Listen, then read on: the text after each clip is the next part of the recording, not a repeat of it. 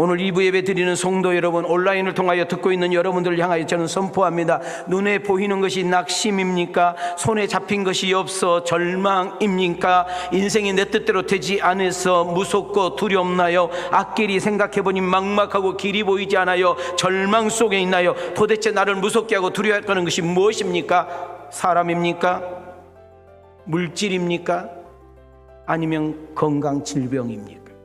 더 나아가서 미래가 불확실해서 환경이 좋지 않아, 상황의 여건이 나빠가지고 취업이 되지 않아, 자식이 속을 썩여서, 여러분 배우자가 너무너무 속상하게 해서 더 이상 길이 보지 않아 주저앉아버리고 싶은 그런 마음이 없습니까? 그때 우리 주님이 말씀하십니다. 두려워하지 말라, 놀라지 말라.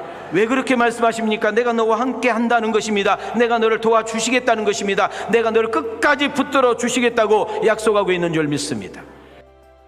하나님이 나와 함께 계신다고 믿어지면 아멘 합시다. 하나님이 나를 사랑한다고 믿어지면 아멘 합시다. 그럼에도 불구하고 낙심하고 좌절할 일이 생긴다는 거예요.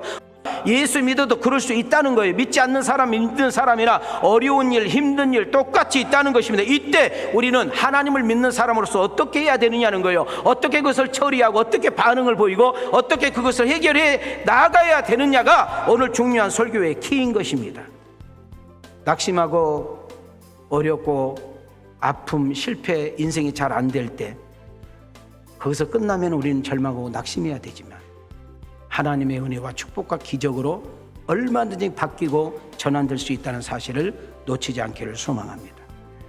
어려울 때가, 힘들 때가, 아플 때가, 내 인생에 벗아웃 됐을 때가, 내 신앙에 정말 가랄 때, 빈들에 메마른 내 심령이 됐을 때 우리는 주님을 깨워야 되고 주님을 찾아야 되고 주님을 부탁해야 된다고 성경은 말하고 있는 것입니다. 여러분, 내 인생이 뜻대로 되지 않을 때, 내 마음대로 되지 않을 때, 때로는 사람의 문제가, 때로는 물질의 문제가, 때로는 직장의 문제가, 때로는 환경의 문제가, 때로는 처갓집의 문제가, 때로는 시집의 문제가, 때로는 직장 사업의 문제가, 때로는 내 인생에 어떤 문제가, 크나큰 일이 있을 때 하나님의 신호탄은 나를 깨우라는 거예요. 나를 찾으라는 거예요. 기도하는 자리에 사수하라는 거예요.